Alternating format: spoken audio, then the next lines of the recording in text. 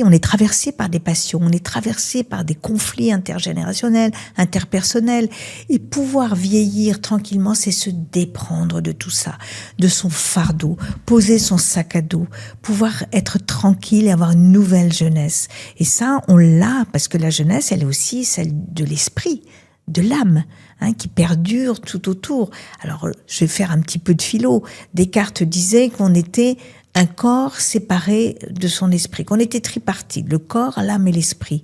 Et évidemment, on appelait ça le dualisme cartésien. Mais je pourrais pas te parler, Eman, si j'avais juste un esprit sans corps, et sans âme qui vibre. Nous vibrons ensemble, en ce moment. Et c'est très important pour notre cerveau.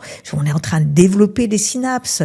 On est des zoon politikon, disait Aristote, c'est-à-dire que on est des êtres de relation.